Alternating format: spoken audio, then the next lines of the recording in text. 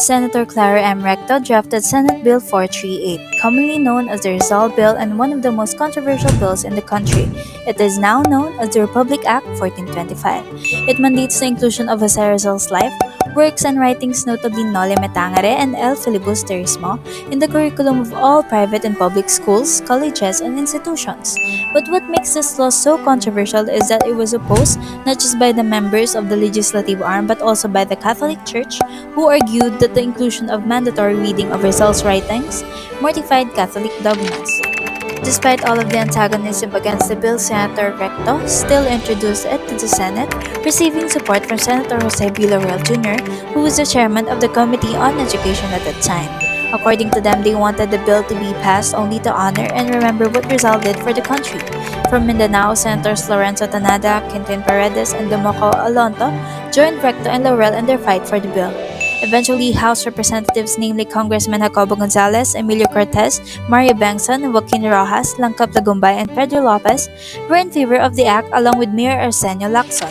The main objective of the bill, as said by Senator Recto and Senator Jose Villarreal, is to keep the memories of the national hero alive and to remember Rizal as someone who fought for the country's freedom, not just as someone who went against the religion. The bill was opposed by the legislative arm and Catholic churches as it goes against the freedom of conscience and religion. Catholic Bishops' Conference of the Philippines, or the CBCP, submitted a pastoral letter which states that Rizal violated the Canon Law 1399. This law forbids people to mock the doctrine and practices of Catholicism. The bill was sadly opposed by three senators, namely Senator Francisco Rodrigo, Senator Mariano Cuenco, Senator De Corozo Rosales. These are the names of the lower house who also opposed the bill. These oppositors argued that 170 passages in Noli Me Tangere and 50 passages in El Filibusterismo are anti-Catholic. It was admitted by Rizal that he really criticized not only friars but also the religion Catholic. Many events took place during the settlement of the Rizal Bill. A fistfight broke out as a result of a dispute between Cebu Representative Ramon Derano and Pampanga Representative Emilio Cortez. Bishop Manuel Yap of Bacolod City threatened to go against pro-Rizal lawmakers, and they also wanted to punish them in future elections. Catholic school representatives threatened to shut down their schools, and Recto informed them that if they did, they could nationalize all Catholic schools.